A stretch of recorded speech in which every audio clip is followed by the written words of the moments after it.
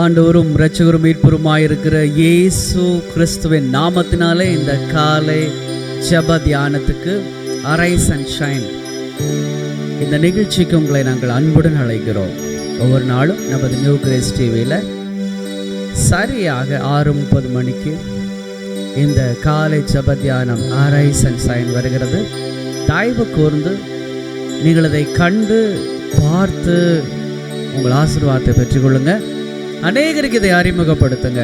அவர்களும் தன்னோட வாழ்க்கையில் கர்த்தருக்குள்ளாய் வளர்வதை, கர்த்தருடைய வார்த்தையை கேட்டு உடைய சித்தத்தை செய்கிற அணுகுமுறையில் அவர்கள் இருந்து நல்ல பலனை கொடுக்கத்தக்கதாக இந்த நிகழ்ச்சி அமைந்து கொண்டிருக்கிறது. கர்த்தர் உங்களை ஆசீர்வதிப்பாராக. நாம் இந்த ஜெப தியானத்துக்காக நாம் ஜெபிப்போம். அன்பின் பரலோக தகப்பனே, இந்த ஆசீர்வதிக்கப்பட்ட நல்ல நேரத்திற்காக நன்றி. தூய ஆவியானவரே, பரிசுத்த ஆவியானவரே, நீங்க வாங்கப்பா. இந்த பிரேயர் ஆரம்பம் முதல் முடிவு பரியந்தம் நீர் நடத்தி கொடுங்க. உங்களுடைய தெய்வீக பிரசன்னம் ஒவ்வொரு பகுதியிலும் இருக்கட்டும் அப்பா. நிறைத்துருளும் இருதயத்தை, ஒவ்வொரு வாழ்க்கையில குறைவுகள் நிறைவாகட்டும், துக்கங்கள் சந்தோஷமாய் மாறட்டும். வெட்கத்துக்கு பதிலாக இரட்டத்தலையான பலனை கொடுப்பீராக. உம்முடைய ராஜ்யத்துக்குட்பட்டு, உம்முடைய நீதிக்குட்பட்டு ஆண்டவரே, பரலோகத்தின் திறவுகோள்களை பெற்றுக்கொள்ள ஜெபிக்கிறேன். ஆசீர்வதியும் இயேசு கிறிஸ்து நாமத்தில் ஜெபிக்கிறோம் பரிசுத்தமுள்ள பரலோக பிதாவே, ஆமென், ஆமென். அருமையான கர்த்தருடைய பிள்ளைகளே, நாம் இப்பொழுது கூட கர்த்தரை பாடி துதித்து போற்றி மகிமைப்படுத்துவோம். கர்த்தருடைய நாமம் மகிமைப்படுவதாக. ஆமென். ஆண்டவரும் உலக இரட்சகருமாக இயேசு கிறிஸ்துவின் நாமத்தில் அன்பின் வாழ்த்துக்களை தெரிவித்துக் கொள்ளுகிறோம். இந்த நியூ கிரேஸ் டிவியிலே ஞாயிறு ஆராதனை. ஆமென், ஹல்லேலூயா. ஆண்டவரை துதித்து பாடி ஆண்டவரை உயர்த்தி கர்த்தருடைய வார்த்தைகளை நாம் கேட்க போகிறோம். அவர் துதிகள் மத்தியிலே வாசம் பண்ணுகிற தெய்வம், துதிக்கு பயப்படத்தக்கவர். ஹல்லேலூயா. துதித்தல் இன்பத்தையும் நமக்கு கொடுக்கிற காரியம், சந்தோஷத்தையும் கொடுக்கிற காரியம். துதித்தல் இன்பமும் ஏற்றதுமாய் இருக்கிறது. ஹல்லேலூயா. நான் எல்லா இடங்களிலும் ஒவ்வொரு முறையும் கர்த்தரை ஆராதனை செய்யும் பொழுது வார்த்தையை use I never fail to use this word. துதித்தலே இன்பமும் ஏற்றதுமாய் இருக்கிறது. ஆமாம், ஆண்டவரை துதிக்கிறது மிகப்பெரிய ஒரு பாக்கியம். அவருக்கு நம் ஸ்தோத்திரங்களை செலுத்தி, அவரை மகிமைப்படுத்தி, அவரை உயர்த்தி, அவரை ஆராதனை செய்வோம். ஆமென், ஹல்லேலூயா. Thank you Lord. இவர்கள் என்னுடைய ஜனங்கள், இவர்களின் துதிகளை சொல்லி வருவார்கள் என்று கர்த்தர் நம்மை பார்த்து சொல்லுகிறார். அவரை நாம் துதித்து, அவரை உயர்த்தி, அவரை மகிமைப்படுத்தி, பாடலை பாடி கர்த்தரை ஆராதனை செய்வோம். Thank you Lord.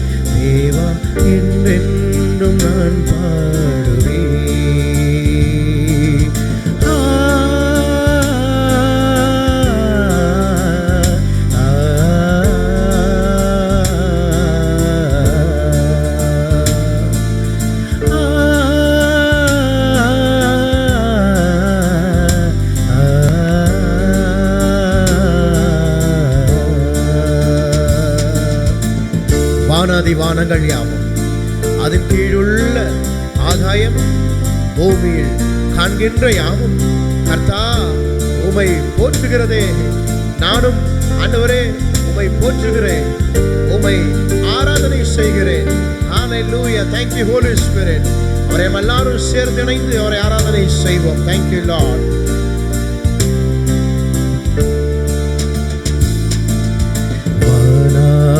வானாதிவானங்கள் யாவும் அதின் கீழுள்ள ஆகாயமும்,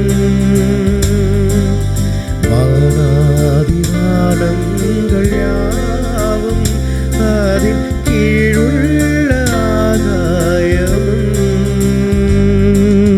பூமியில் காண்கின்ற யாவும் கர்த்தா உமை போற்றுதே. என்னில் அடங்கா ஸ்தோத்திரம் தேவா என்றென்னும் நான் பாடுவேன்.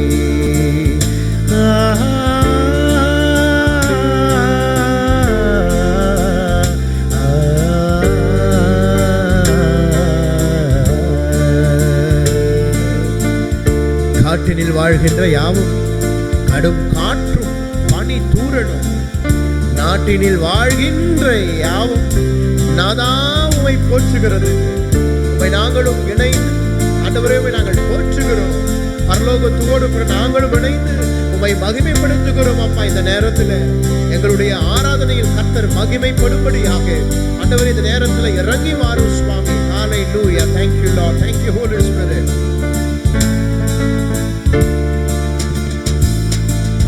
காட்டினில் வாழ்கின்ற யாவும் கடும் காற்றும் பனி தூறலும்,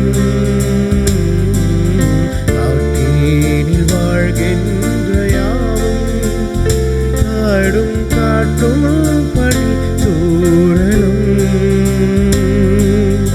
நாட்டினில் வாழ்கின்ற யாவும் நாதா உமை போற்றுதே. என்னில் அடங்கா ஸ்தோத்திரம் தேவா என்றென்றும் நான் பாடுவேன்.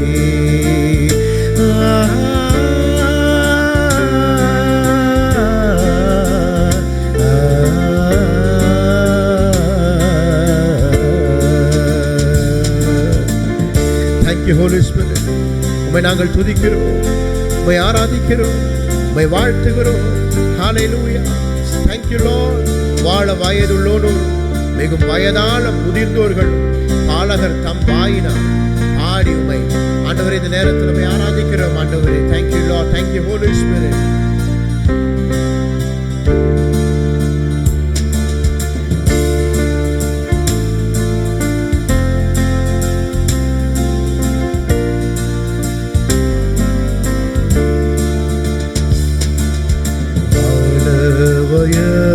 வயதுள்ளனோரும் மிகும் வயதால் முதிர்ந்தோர்களும், வான வயதுள்ளனோரும் மிகவும் வயதால் முதிர்ந்தோர்களும், பாலகர் தம் வாயினாலும் ஆடி உமை போற்றுவாரே. என்னில் அடங்கா ஸ்தோத்திரம் தேவா என்றென்றும் நான் பாடுவேன். இந்நாள் வரை என் வாழ்விலே, இந்நாள் வரை என் வாழ்விலே நீர் செய்த நன்மைக்கே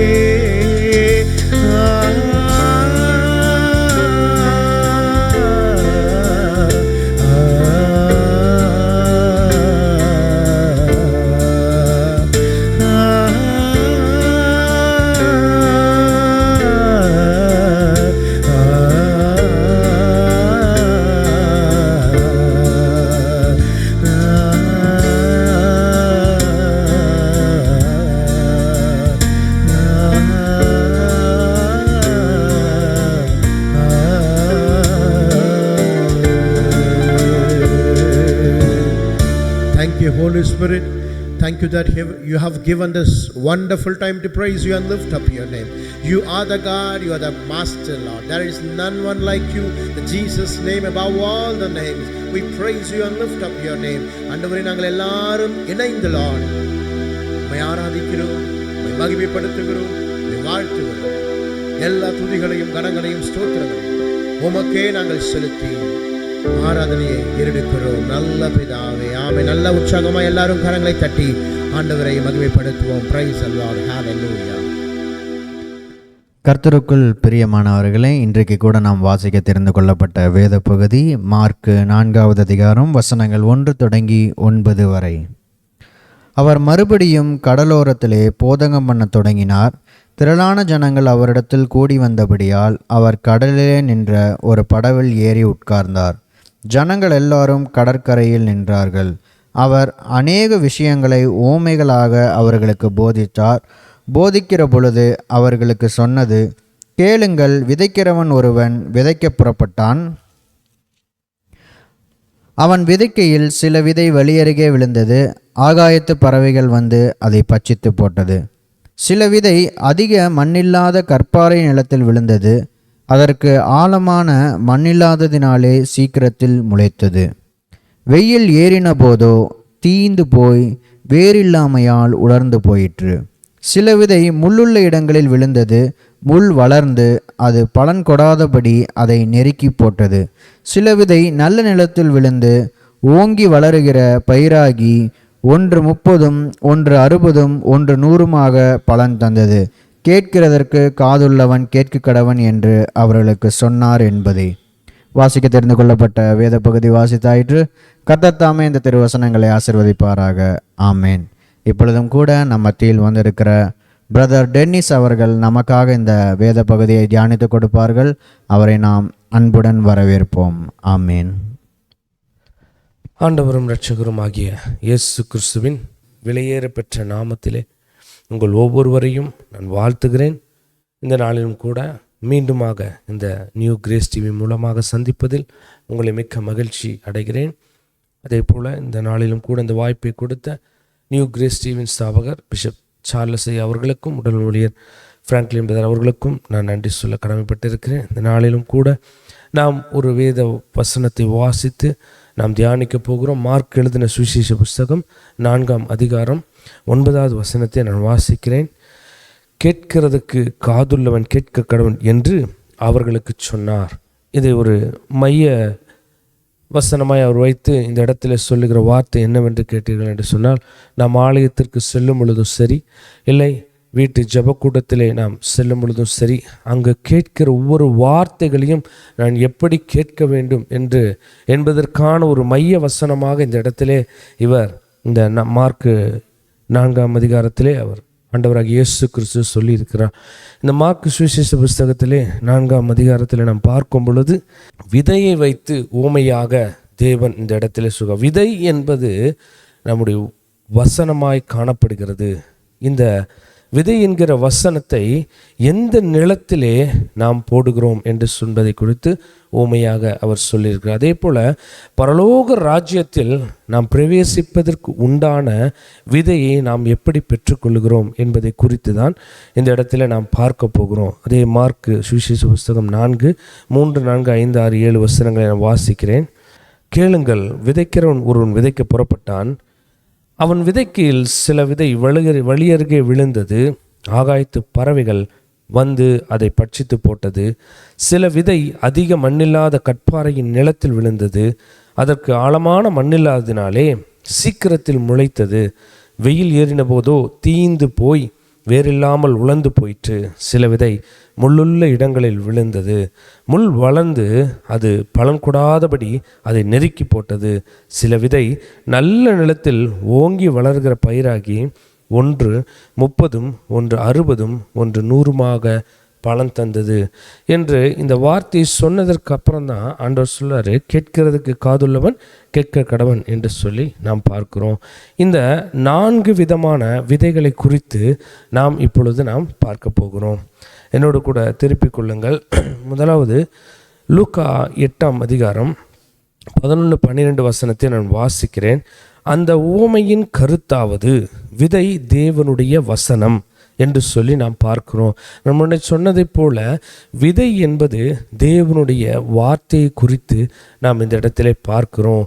அந்த விதைக்கிறவன் யார் என்று கேட்டால் உங்களுக்கு கொடுக்கப்பட்ட ஆசாரியனும் ஊழியருமாய் இருக்கிறார். அந்த நிலம் எதை குறிக்கிறது என்று சொல்லி பார்த்தீர்கள் என்று சொன்னால் நம்முடைய இருதயமாகிய நம்முடைய அந்த இருதயத்தை குறிக்கிறது. அந்த இருதயமாகிய நிலத்தை தான் ஆண்டவராகிய இயேசு கிறிஸ்து அந்த இடத்திலே நிலம் என்று சொல்லி அவர் சொல்லியிருக்கிறார். பாருங்கள், முதலாவது நாம் பார்க்கும் பொழுது 4 விதமான விதையை குறித்து சொல்லியிருக்கிறார். எந்தெந்த இடத்திலே அது விழும் என்று சொல்லி, அது எப்படிப்பட்ட விதையாக இருக்கிறது, அது எப்படி வளரும் என்று சொல்லி இருக்கிறது என்று சொல்லி நாம் பார்க்க போகிறோம்.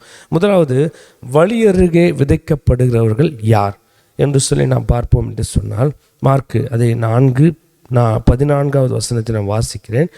விதைக்கிறவன் வசனத்தை விதைக்கிறான். உங்கள் ஊழியர், உங்கள் ஆசாரியன் வசனத்தை விதைக்கிறவராய் இருக்கிறார். வசனத்தை கேட்டவுடனே சாத்தான் வந்து அவர்கள் இருதயங்களில் விதைக்கப்பட்ட வசனத்தை எடுத்து போடுகிறான். இவர்களே வசனம் விதைக்கப்படுகிற வழியருகே ஆனவர்கள் என்று சொல்லி பார்க்கிறோம். பாருங்க, இந்த வழியருகே ஆனவர்கள் யார் என்று சொல்லி நாம் பார்க்கும் பொழுது, உலக பிரகாரமாய் நடக்கிறவர்கள், அதாவது ஆவிக்குரிய வாழ்க்கையிலும் இல்லை, உலகத்துக்குரிய வாழ்க்கையிலும் அவர்கள் இருக்க மாட்டார்கள். ஒரு நிலையற்ற வாழ்க்கையை வாழ்கின்ற ஜனங்கள் இந்த வழியருகே விதைக்கப்படுகிறவர்களாய்.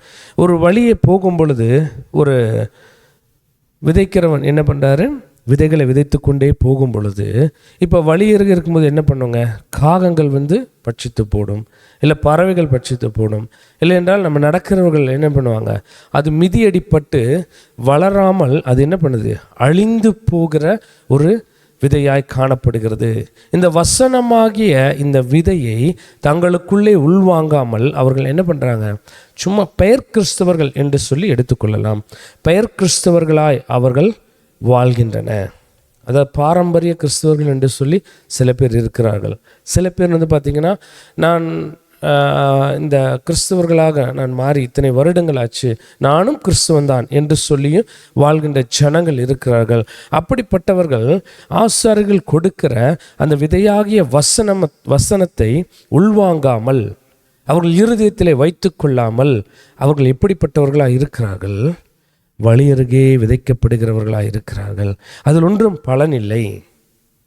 ஏனென்றால் இந்த வார்த்தைகள் உங்களுக்குள்ளே இருக்கும் பொழுது தான் அது ஜீவனுள்ள சரீரமாய் இருக்கிறது, ஜீவனுள்ள ஒரு ஆத்மாவாய் காணப்படுகிறது. இந்த வசனம் உங்களுக்குள்ளே இல்லை என்று சொன்னால் அது ஒன்றும் இல்லாமல் அது நடைப்பிணமான ஒரு சரீரமாயும் ஒரு ஆவிக்குரிய ஆத்மாவாய் இருக்கிறது. பாருங்கள், இந்த நாளிலே நீங்களும் நானும் சிந்திக்கக்கூடிய ஒரு விஷயம், நாம் எப்படிப்பட்ட நிலத்தில் விதைக்கப்படுகிற விதையாக இருக்கிறோம். அது ஓங்கி வளர்கிறதா இருக்கிறதா? உங்களுடைய ஆவிக்குரிய வாழ்க்கையிலும் சரி, உலக பிரகாரமான ஆசீர்வாதத்திலும் சரி, அது வளருகிற விதமாய் நாம் இருக்க வேண்டும். இந்த வழியருகே விதைக்கப்படுகிறவர்கள் பெயர் கிறிஸ்துவர்கள் அல்லது பாரம்பரிய கிறிஸ்துவர் என்று சொன்னதை போல அவர்கள் வார்த்தை உள்ள வாங்க மாட்டாங்க. வருவாங்க, ஆலயத்துக்கு வந்து மொபைல் எடுப்பாங்க, மொபைல் பார்ப்பாங்க, மற்றவர்களை வேடிக்கை பார்ப்பதும் சரி, இல்லை அவருடைய சொந்த காரியங்களை பேசுவதும் சரி, இப்படிப்பட்ட காரியங்களில், கர்த்தருக்கு விரோதமான காரியங்களிலே இந்த நாளிலே செயல்பட்டு வருகிறார்கள். பாருங்கள், இதை கேட்டுக்கொண்டிருக்கிற எனக்கு பிரியமான தேவஜனமே, நாம் வழியருகே விதைக்கப்படுகிற விதையாய் நாம் இருக்கக்கூடாது. அதில் ஒன்றுமே பலன் இல்லை. உங்களுக்காகவும் எனக்காகவும் தேவன் ஆயத்தம் பண்ணி வைத்திருக்கிற அந்த நித்திய ஜீவனுக்குள்ளே பிரவேசிப்பதற்கு நாம் தகுதியற்றவர்களாய் நாம் காணப்படுகிறோம். அது நிறைய இடத்துல நம்ம பார்த்துட்டோம். ஆலயத்துக்கு போகிறோம், முதல்ல ஆலயத்துக்கு வர்றதே லேட்டாக தான் வருவாங்க. வந்த உடனே எடுத்தோடனே மொபைல் எடுத்துகிட்டு உட்காந்துக்குவாங்க. பைபிள் கூட கொண்டு வர மாட்டாங்க. ஏனென்றால் நமக்கென்று கொடுக்கப்பட்ட இந்த உடன்படிக்கை பெட்டியை நாம் சுமந்து கொண்டு போக கடமைப்பட்டவர்களாக நாம் காணப்படுகிறோம். இந்த நாளிலும் கூட சொல்லப்பட்டதை போல, முதலாவது நாம் வழியருகே விதைக்கப்படுகிற இந்த விதைக்கு ஒப்பாய் இருக்கக்கூடாது. நீங்களும் நானும் எப்படிப்பட்ட விதையாய் நம்முடைய இருதயமாகிய நிலத்தில் விதைக்கிறவர்களாய் நாம் காணப்படணும். ஆசாரியன் உங்களுக்கு விதைக்கிற அந்த விதையானது அது பலன் கொடுக்கறதா இருக்கணும், பலன் அற்று போகக்கூடாது. ஒருத்தர் ஒரு நெல்லை பயிரிடுறாரு அப்படின்னா அதை பயிரிட்டு இத்தனை மாதங்கள் கழித்து அதை எடுக்கும் வரை என்ன பண்ணுறாங்க, அந்த நிலத்தை பாங்குபடுத்துகிறாங்க. ஆனால் அந்த விதைக்கிற விதையை அந்த விவசாயி எப்படி விதைக்கிறார், கண்ணும் கருத்துமா அதை விதைத்து இல்லைங்களா, இல்லை தூக்கி வீசும் பொழுதும் அது எங்கெல்லாம் போய் விழுகுதோ அந்த விதை என்ன பண்ணுது, சில மண்களை அவர் கிளறும் பொழுது அதை பிடித்து கொண்டு வளர்கிறதா இருக்கிறது. அதே போல உங்கள் ஆசாரியனுடைய வார்த்தைக்கு, அந்த பிரசங்கத்துக்கு செவி கொடுத்து கர்த்தர் உங்களிடத்தில் என்ன சொல்ல வருகிறார் என்று சொல்லி நாம் கேட்டு அதை உள்வாங்கி கொள்ளுகிறவர்களாய் காணப்படணும். ஆனால் இந்த வழியருகே விதைக்கப்படுகிறவர்கள் அதை காது கொடுத்து கேளாமல், அதனால தான் ஆண்டவர் சொல்றாரு, கேட்கிறதுக்கு காதுள்ளவன் கேட்க கடவன் என்று சொல்லி. பாருங்க, அந்த வழியருகே ஆன விதை விதைக்கப்படுகிற ஒரு விதையாய் நாம் காணப்படக்கூடாது. அந்த வசனம் நமக்குள்ள வேறுள்ளதாக இருக்க வேண்டும். இரண்டாவது நாம் பார்க்கும் பொழுது பாருங்க, இப்பொழுது கற்பாறையின் நிலத்தில் விழுந்த ஒரு வசனம். மார்க்கு 4ஆம் அதிகாரம் 5வது வசனம் 6வது வசனத்தை நான் வாசிக்கிறேன். சில விதை அதிக மண்ணில்லாத கற்பாறை நிலத்தில் விழுந்தது. அதற்கு ஆழமான மண்ணில்லாததினாலே சீக்கிரத்தில் முளைத்தது. வெயில் ஏறின போதோ தேய்ந்து போய் வேறில்லாமல் உலர்ந்து போயிற்று என்று சொல்லி நாம் பார்க்கிறோம். இது எப்படிப்பட்ட நிலமாக இருக்கிறது, இந்த விதை எப்படிப்பட்ட நிலத்தில் விழுகிறது என்று சொல்லி நாம் பார்ப்போம் என்று சொன்னால், அதே மார்க்கு 4ஆம் அதிகாரம் 17வது வசனத்தை நான் வாசிக்கிறேன். இவர்கள் எப்படிப்பட்டவர்களாக இருக்கிறார் என்று சொன்னால், தங்களுக்குள்ளே வேர்கொள்ளாதபடியால் கொஞ்ச காலம் மாத்திரம் நிலைத்திருக்கிறார்கள். வசனத்தின் நிமித்தம் உபத்திரமும் துன்பமும் உண்டான உடனே இடலடைகிறார்கள். இவர்களே கற்பாறை நிலத்தில் விதைக்கப்பட்டவர்கள். நன்றாக பாருங்கள், இவர்கள் எப்படி இருக்கிறாங்க. ஆலயத்துக்கு வராங்க, வந்து உட்கார்ந்து அந்த வார்த்தைகளை கேட்கும் பொழுது எப்படி இருக்கிறாங்க, அவர்கள் அப்படியே ஒரு விசுவாசம், அந்த கேட்கும் பொழுது மட்டும் பா ஆண்டவர் இந்த மாதிரி ஒரு நல்ல வார்த்தை எனக்கு கொடுத்துருக்கிறார் என்று சொல்லி விசுவாசிக்கிறார்கள். அந்த இடத்துல ஒரு நம்பிக்கை வைக்கிறார்கள்.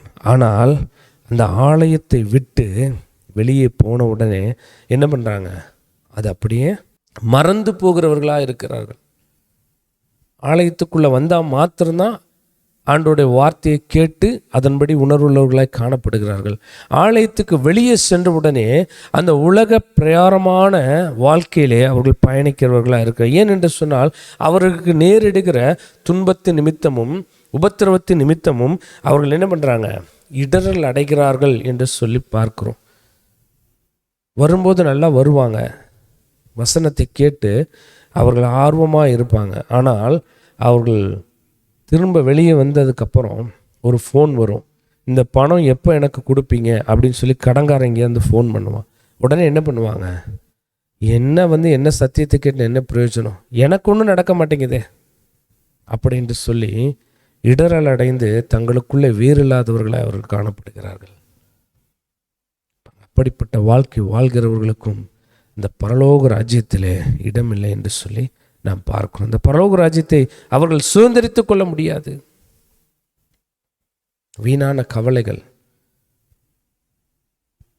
ஆண்டவரே சொல்றார், கர்த்தர் மேல் உன் பாரத்தை வைத்து விடு, அவர் உன்னை ஆதரிப்பார் என்று சொன்ன வசனத்தை நம்ம மறந்து போகிறோம். நம்ம பிரச்சனையை கர்த்தருடைய ஆலயத்தில் அமர்ந்து அவரிடத்துல சொல்லும் பொழுது அதை கேட்டவர் நமக்கு என்ன பண்ணுவார், ஆலோசனை கொடுத்து அந்த பாரத்தை நம்மேல் இல்லாதபடிக்கு அவர் விளக்குகிற தேவனாக இருக்கிறார். ஆனால் இவர்கள் என்ன பண்ணுறாங்க, இந்த கற்பாறை மேல் விழுந்த விதையானவர்கள் என்ன பண்ணுறாங்க, அந்த வார்த்தைகளை வாங்கி கொண்டு ஆலயத்தை விட்டு வெளியே போன உடனே அவர்கள் அதை மறந்து போகிறார்கள். அது அவர்களுக்குள்ள ஒன்றும் இல்லாமல் போகிறது, அது கிரியை இல்லாமல் இருக்கிறது. அவர்கள் இப்படிப்பட்டவர்கள் பரலோக ராஜ்யத்தை சுதந்திரித்து கொள்ள முடியாது என்று சொல்லி நாம் பார்க்கிறோம். அப்போ கற்பாறை நிலத்தில் விழப்பட்ட ஒரு விதையாய் நாம் காணப்படக்கூடாது. அந்த விதை எப்படிப்பட்டதாக இருக்க வேண்டும் என்று சொல்லி நாம் பார்க்க போகிறோம். மூன்றாவதாக, முள்ளுள்ள இடங்களில் விழுந்த விதை யார் என்று சொல்லி நாம் பார்க்க போகிறோம். அதே மார்க்கு 4:7 நான் வாசிக்கிறேன்.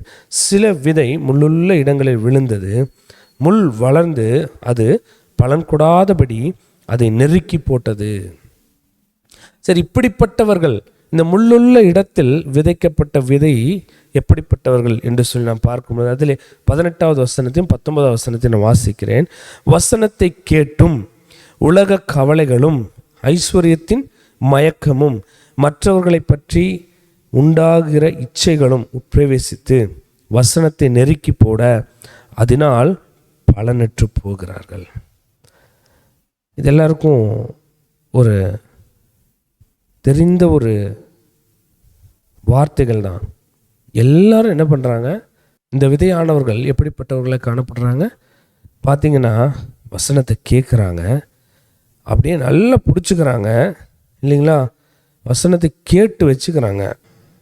ஆனால் அவர்களுடைய அந்த ஆலயத்தை விட்டு வெளியே போன உடனே எப்படிப்பட்டவர்களை காணப்படுறாங்க, பெருமை, ஐஸ்வர்யத்தின் பெருமை இல்லைங்களா, அடுத்தது மற்றவர்களை பற்றி உண்டாகிற இச்சைகள். பாருங்கள், வெளியே வந்தோன்னு யார் எப்படி ட்ரெஸ் பண்ணியிருக்காங்க, இவன் எந்த காரில் வந்திருக்கான், எப்படிப்பட்ட ஷூ போட்டிருக்கான், எப்படிப்பட்ட ட்ரெஸ் போட்டிருக்கான் என்று சொல்லி பார்க்கிறவர்களாக இருக்கிறாங்க. அது இச்சை, ஆசை, இச்சை நிமித்தம் இழுக்கப்பட்டு அந்த வசனம் அவர்களுக்குள்ள வேறில்லாதபடிக்கு அவர்கள் அந்த பரலோக ராஜ்யத்துக்கு தகுதி இல்லாதவர்களாய் காணப்படுகிறார்கள். பாருங்கள், ஒருத்தர் ஒரு பக்கத்து வீட்டில் ஒரு காரோ ஒரு பைக்கோ வாங்கிட்டாங்க அப்படின்னா உடனே அதை பார்க்கிறவர்கள் என்ன பண்ணுறாங்க, இதே மாதிரி இதை காட்டிலும் பெஸ்ட்டாக வாங்கணும், இல்லை இதே மாதிரி வாங்கணும், இல்லை இவனுக்கெல்லாம் எதுக்கு இதெல்லாம் அப்படின்னு சொல்லி என்ன பண்ணுறோம், அந்த ஆசைகளை இச்சிக்கிறவர்களாக நாம் இருக்கணும். ஏன் வாங்கினா வாங்கிட்டு போட்டுமே, சந்தோஷமாக இருக்கட்டும். ஆண்டவர் என்ன சொல்லியிருக்காரு, மற்றவர்களை ஆசீர்வதிங்கன்னு தான் சொல்லியிருக்காரு. ஆசீர்வாதம் நல்லா இருக்கட்டும், நான் ஏன்பா நல்லா இருப்பா அப்படின்னு சொல்லி வேதத்தில் ஒரு வசனத்தை நாம் பார்ப்போம் என்று சொன்னால், மனுஷன் எதை விதைக்கிறானோ அதையே அறுக்கிறவனாக இருக்கிறான் என்று சொல்லி நாம் பார்க்கிறோம். உங்கள் வாயினாலே மற்றவர்களை நீங்கள் ஆசீர்வதிக்கும் பொழுது நீங்கள் ஆசீர்வாதமாக இருப்பீர்கள். இல்லை, ஒன்றுமே இல்லாமல் பொறாமையினால் அவர்களை சபிக்கிறீர்கள் என்று சொன்னால் அந்த சாபம் உங்களுக்கும் நேரிடும் என்று சொல்லி நாம் பார்க்கிறோம். பாருங்கள், இந்த முள்ளுள்ள இடங்களில் விதைக்கப்பட்ட விதையானவர்கள் இப்படிப்பட்டவர்களாய் அவர்கள் காணப்படுகிறார்கள். எனக்கு பிரியமான தேவஜனமே, இந்த கொடுக்கப்பட்ட இந்த 3 விதைகள் உள்ளவர்களாய் நாம் இருக்கக்கூடாது. இந்த விதை என்னும் வசனத்தை நாம் வாங்கி வழியருகே நாம் என்ன பண்ணக்கூடாது, விட்டு விட்டு போய்விடக்கூடாது. 2வது, கற்பாறையின் மேல் விதைக்கப்பட்டதை போல நம்முடைய என்னதான் நம்முடைய சரீரம் ஸ்ட்ராங்காக இருந்தாலும் ஆத்மா எப்படி இருக்கணும், நம்மை உயிர்ப்பிக்கிறதா இருக்கணும். அந்த உயிர்ப்பிக்கிறதுக்கு வேண்டிய இந்த விதை என்னும் வசனத்தை நாம் உள்வாங்கி நம் இருதயமாக நிலத்தில் விதைப்போம் என்று சொன்னால் நிச்சயமாகவே நீங்களும் நானும் அந்த பரலோக ராஜ்யத்துக்கு சுதந்திரவாளிகளாய் நாம் காணப்படுவோம் என்று சொல்லி நாம் பார்க்கிறோம். பாருங்க, இப்படிப்பட்டவர்கள் தேவனுடைய ராஜ்யத்தை சுதந்திரித்து கொள்ள முடியாது. இதைத்தான் ஆண்டவராக இயேசு கிறிஸ்து சீஷர்களுக்கு உவமையாய் சொல்லிட்டு வர்றார். அதில் 4வது நாம் பார்க்கும் பொழுது, நல்ல நிலத்தில் விழுந்த விதையானவர்கள் யார் என்று சொல்லி நாம் பார்ப்போம் என்று சொன்னால், நல்ல நிலம் எப்படிப்பட்டது, ஒரு நிலத்தை ஒருத்தர் வாங்குறாரு, வாங்கும் பொழுது அதை கொண்டு போய் ஃபஸ்ட்டு அதை நல்லா கொத்தி எடுப்பாங்க. அப்போ அந்த நிலத்துக்கு எவ்வளோ வலி இருக்கும்.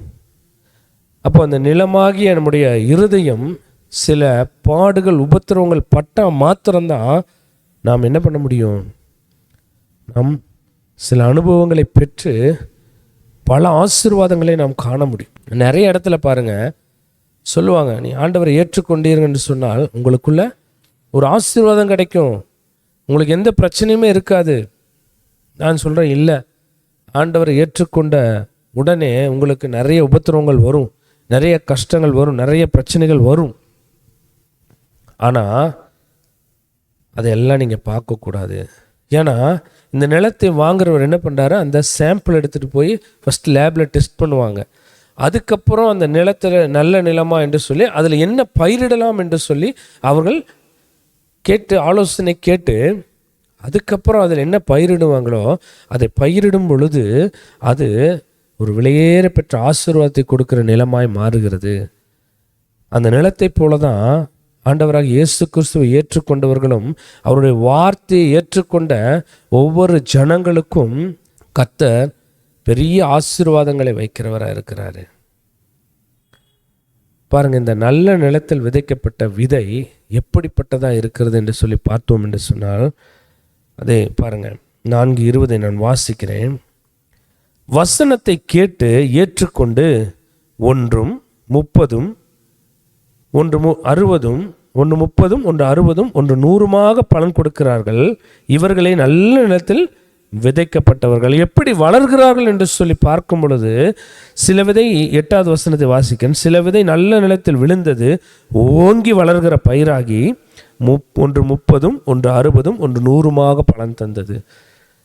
பாருங்க, இந்த வசனத்தை நீங்கள் உங்கள் இருதயமாகிய நிலத்தில் நீங்கள் விதைத்து கொள்ளும் பொழுது, உங்களுடைய ஆவிக்குரிய வாழ்க்கையிலும் சரி, உங்களுடைய உலகத்துக்குரிய வாழ்க்கையிலும் சரி, ஒரு பெரிய ஆசீர்வாதம், அந்த பரலோக ராஜ்யத்துக்கு உண்டான வழியை நாம் தேடுகிறவர்களாய் நாம் காணப்படுகிறோம். அல்லேலூயா. பாருங்க, இந்த நல்ல நிலத்தில் விதைக்கப்பட்ட விதையாய் நீங்களும் நானும் காணப்பட வேண்டும். இப்போ அந்த நிலம் உழுகும்போது டிராக்டர் போட்டு உழுகுவாங்க, இல்லைன்னா மாடு போட்டு ஏர் போட்டு உழுகுவாங்க. அது எவ்வளவு அடி வாங்கும், எவ்வளவு அடிப்படும். ஆனால் அதுக்கப்புறம் அந்த நிலத்தை பாங்குபடுத்தி அதில் விதைகளை போடும் பொழுது எப்படி வளர்கிறதா? ஓங்கி வளர்கிறதா இருக்குது. அதே போல தான் கிறிஸ்தவர்களாகிய உங்களுக்கும் எனக்கும் அநேக பாடுகள் உபத்திரவங்கள் இருந்தாலும் ஆண்டவருடைய வார்த்தையை கேட்டு அதை உள்வாங்கி அதன்படி நடக்கிற உங்கள் ஒவ்வொருவருக்கும் தேவன் பரலோக ராஜ்யத்தை அவர் வைத்திருக்கிறவராய் காணப்படுகிறார். பாருங்க, இந்த நல்ல நிலத்தில் விதைக்கப்பட்ட விதையாய் நாம் காணப்பட வேண்டும். என்ன உபத்திரம் வந்தாலும் சரி, இந்த வார்த்தைகளை கேட்டு உள்வாங்கி கொள்ளுகிற ஒவ்வொரு கிறிஸ்தவருக்கும் என்ன கஷ்டம், துன்பம், என்ன இடரல் வந்தாலும் சரி, என்ன இச்சைகளுக்குள்ள அகப்பட்டாலும் சரி, அந்த வார்த்தைகள் அவர்களுக்குள்ள பேசி என்ன பண்ணும்? அந்த துன்பத்திலிருந்து, அந்த இச்சையிலிருந்து, அந்த கஷ்டத்திலிருந்து அவர்களுக்கு விடுதலை கொடுக்கிறதா இருக்கிறது. அதனால தான் இந்த விதையாகிய வசனத்தை நம் இருதயமாகிய நிலத்தில் நாம் வைத்துக்கொள்ள வேண்டும். அப்படி நாம் வைத்துக்கொள்ளும் பொழுது உலகத்தின் ஆசீர்வாதத்திலையும் சரி, ஆவிக்குரிய ஆசீர்வாதத்திலையும் சரி, கர்த்தர் உங்களையும் என்னையும் நிரப்பி வழிநடத்துகிறவராக இருக்கிறார். ஆமென். பாருங்க, ஒரு நல்ல நிலத்தில் விதைக்கப்பட்ட விதையாய் நாம் காணப்பட வேண்டும். நீங்கள் எப்படிப்பட்ட நிலத்தில் உங்கள் விதையை விதைக்கிறீர்கள் என்று சொல்லி நீங்கள் பாருங்கள். நம்மை நாமே சிந்தித்து பார்க்க வேண்டும். இப்படிப்பட்ட நிலத்தில் விதைக்கிற உங்களுக்கும் எனக்கும் ஆண்டவராக இயேசு கிறிஸ்து ஒரு வார்த்தை அவர் கொடுக்கிறார். பாருங்க, வெளிப்படுத்தின விசேஷம் 3ஆம் அதிகாரம் 8வது வசனத்தை நான் வாசிக்கிறேன். உன் கிரியைகளை அறிந்திருக்கிறேன், உனக்கு கொஞ்சம் பலன் இருந்தும் நீ என் நாமத்தை மறுதலியாமல் என் வசனத்தை கை கொண்டபடியினாலே இதோ திறந்த வாசலை உனக்கு முன்பாக வைத்திருக்கிறேன், அதை ஒருவனும் பூட்ட மாட்டான் என்று சொல்லி ஆண்டவராக இயேசு கிறிஸ்து சொல்லுகிறார். அவருடைய வார்த்தையை நீங்கள் உங்கள் இருதயத்திலே விதைத்து கொள்ளும் பொழுது, அது ஆவிக்குரிய வாழ்க்கையில் இருக்கட்டும், இல்லை உலகத்துக்குரிய ஆசீர்வாதத்திலும் உங்களை மென்மேலும் தேவன் உயர்த்துகிறவராக இருக்கிறார். அதனால தான் இந்த இடத்துல அழகாக சொல்லிட்டாரு, என் வசனத்தை கை கொண்டபடியினாலே இதோ திறந்த வாசலை. உனக்கு என்ன வேணாலும் எடுத்துக்கப்பா, உனக்கு வர வேண்டியது நிச்சயமாகவே வந்து சேரும். நீ இந்த வசனத்தை உள்வாங்கி அதை உங்கள் இருதயத்தில் விதைத்து கொள்ளும் பொழுது கர்த்தர் நிச்சயமாய் உங்களை ஆசீர்வதிக்கிற தேவனாக இருக்கிறார். ஒருவேளை மேலே கொடுக்கப்பட்ட அந்த 3 நிலத்திலே உங்கள் விதையை விதைப்பீர்கள் என்று சொன்னால் அது பலனற்று போனதாக இருக்கும். இந்த 4வது சொல்லப்பட்ட இந்த வார்த்தை நிமித்தம், இந்த நிலத்தின் இந்த விதையின் நிமித்தம் நீங்கள் காணப்படுவீர்கள் என்று சொன்னால் கர்த்தர் திறந்த வாசலை உங்களுக்கு முன்பாக வைத்திருக்கிறார். அதை ஒருவனும் பூட்ட முடியாது. உங்களுக்கு விரோதமாக யார் எழும்பி நின்றாலும் அதை ஒருவனும் பூட்ட முடியாது. பாருங்க, தேவன் உங்களை நிச்சயமாக ஆசீர்வதிக்கிறவராக இருக்கிறார். எனக்கு பிரியமானவர்களே, அதனால் ஆண்டவர் நீதிமொழிகள் 3:3 அவர் சொல்லிவிட்டார், கிருபையும் சத்தியம் உன்னை விட்டு விலகாதிருப்பதாக, நீ அவைகளின் கழுத்திலே பூண்டு உன் இருதயமாகிய பலகையில் எழுதிக்கொள் என்று சொல்லி அந்த இருதயமாகிய நிலத்தில் நீங்கள் விதைத்து கொள்ளும் பொழுது உங்கள் வாசல் ஒரு நாளும் அடைக்கப்படுவதில்லை. கர்த்தர் திறந்த வாசலை உங்களுக்காகவும் எனக்காகவும் வைத்திருக்கிறார். இந்த செய்தியை கேட்டுக்கொண்டிருக்கிற எனக்கு பிரியமான தேவ பிள்ளையே, ஒருவேளை நீ எந்த நிலத்தில் உன் விதையை விதைத்து கொண்டிருக்கிறாய் என்று சொல்லி சிந்தித்து பார்க்க வேண்டும். நம்ம எல்லாரும் கண்களை மூடி நாம் ஜெபிப்போமா? Thank you Lord. ஆவியானவரே, உம்மை நன்றியோடு துதிக்கிறோம்ப்பா, உம்மை நன்றியோடு ஸ்தோத்திரிக்கிறோம் ராஜா. நீர் கொடுத்த இந்த வார்த்தைகளுக்காக நன்றி ஆண்டவரே. ஆவியானவர் சபைகளுக்கு சொல்லுவது காதுள்ளவன் கேட்க கடவன் என்று சொல்லி தகப்பனே, இந்த நாளிலே என்னோடு கூட சேர்ந்து இந்த செய்தி பார்த்து கொண்டிருந்த ஒவ்வொரு பிள்ளைகளையும் நீர் உணர்த்தி இருக்கிறீர் என்று சொல்லி நான் விசுவாசிக்கிறேன் அப்பா. ஆண்டவரே, நாங்கள் எப்படிப்பட்ட நிலத்தில் இந்த வசனமாகிய விதையை நாங்கள் விதைக்கிறோம் என்று சொல்லி இந்த நாளில் எங்களுக்கு ஆவியான உணர்த்தின தயவுக்காய் நன்றி ஆண்டவரே. இந்த நாளிலும் ராஜா, ஒருவேளை ஆண்டவரே மேலே கொடுக்கப்பட்ட அந்த 3 ஆண்டவரே இதோ நிலத்தில் விதை விதைப்பவர்களாய் ஆண்டவரே இருப்பார்கள் என்று சொன்னால் அவர்கள் இருதயத்தில் உணர்வுள்ள ஜனங்களாய் மாற ஆவியான உதவி செய்யுங்க. நாங்கள் எல்லோரும் ஆண்டவரே நல்ல நிலத்தில் மாத்திரமே உங்களுடைய வார்த்தைகளை விதைத்து அதை பிடித்து ஓங்கி வளர தேவன் கிருபை செய்யும். அந்த பரலோக ராஜ்யத்தின் ஆசீர்வாதங்களை பெற்றுக்கொள்ள தேவ ஆவியானவர் எங்களுக்கு உதவி செய்யும்படியாக ஜெபிக்கிறோம். நீரை பொறுப்பெடுத்துக் கொள்ளுங்க, வழி நடத்துங்க. ஆகிலும் எங்களுடைய சித்தமில்லை டாடி, உம்முடைய சித்தத்துக்கே நாங்கள் ஒப்புக் கொடுக்கிறோம். இயேசு கிறிஸ்துவின் மூலமாக ஜெபிக்கிறோம் எங்கள் ஜீவன நல்ல பிதாவே. ஆமென். ஆமென். God bless you. God be with you. ஆமென். அன்பான சகோதர சகோதரிகளே, இவ்வளவு நேரம் கர்த்தருடைய வார்த்தையை நாம் கேட்டோம் அல்லவா? கர்த்தருடைய கரம் உங்கள் மேல் அமர்ந்திருப்பதை நீங்கள் உணர முடியும். விதையை குறித்து நாம் பார்த்தோம். விதை என்றால் கர்த்தருடைய வசனம் என்று சொல்லப்படுகிறது இல்லையா? சில விதைகள் தரையில் விழுந்தது, சில விதைகள் கற்பாறையில் விழுந்தது, சில விதைகள் முள்ளுள்ள இடத்தில் விழுந்தது, சில விதைகளோ நல்ல நிலத்தில் விழுந்தது. நல்ல நிலத்தில் விழுந்தது, அது 30, 60, 100 பலன் கொடுத்தது இல்லையா? உங்களுக்கு பலன் கிடைக்கிற வாழ்க்கையை ஆண்டவர் இன்றைக்கு போதித்திருக்கிறார். அவரோட வசனத்தை கேட்டு அதை விசுவாசித்து தன் வாழ்க்கையில் அபியாசித்து நீங்கள் நடக்கிற பொழுது உண்மையாகவே பலனை பெற்றுக்கொள்வீர்கள். கர்த்தருடைய கரம் உங்க மேல இருக்க போகுது. கண்களை மூடி நாம் ஜெபிப்போம். அன்பின் பரலோக தகப்பனே, இன்றைக்கு நீ பேசின ஒவ்வொரு வார்த்தைகளுக்காக உமக்கு நன்றி செலுத்துகிறேன். ஒரு ஊழியக்காரர் மூலமாக நீர் பேசின ஒவ்வொரு வார்த்தைகளும் வசனத்தை அனுப்பி குணமாக்கும், சீர்படுத்தும், ஸ்திரப்படுத்தும். உம்முடைய வார்த்தைகள் ஒவ்வொன்றும் உம்முடைய பிள்ளைகளை உருவாக்கட்டும் அப்பா. நல்ல நிலத்தில் விழுந்த விதையாக, விதைத்த விதையாக முளைத்து முளைக்கத்தக்கதாக வேறு ஆழமாய் செல்லத்தக்கதாக வாழ்க்கை மாற நான் ஜெபிக்கிறேன். கர்த்தாவே, நீர் கொடுக்கிற ஒவ்வொன்றும் நன்மையானதல்லவா? உம்முடைய உபதேசத்தினாலே இப்பொழுதே இவர்கள் சுத்தமாகட்டும், பரிசுத்தமாகட்டும், வார்த்தையை பிடித்து கொள்ளட்டும், அதை விசுவாசிக்கட்டும். விசுவாசிகளுடைய இருதயத்திலிருந்து ஜீவ தண்ணீருள் நதிகள் புறப்பட்டு ஓடும் என்று வேதம் சொல்லுகிறது. பிள்ளைகள் வாழ்க்கை செழிக்கட்டும்பா. இந்த நாள் இவர்களுக்கு ஆசீர்வாதமாயிருக்கட்டும் ராஜா. நீர் கொடுக்கிற நிறைவான ஒரு பலனை பெற்றுக்கொள்ள ரூத்துக்கு போவா சொன்ன அந்த ஆசீர்வாதம், இஸ்ரவேலின் தேவனாகிய கர்த்தருடைய செட்டைகளின் நிழலிலே வந்த உனக்கு, மறைவிலே வந்த உனக்கு அவராலே நிறைவான ஒரு பலன்.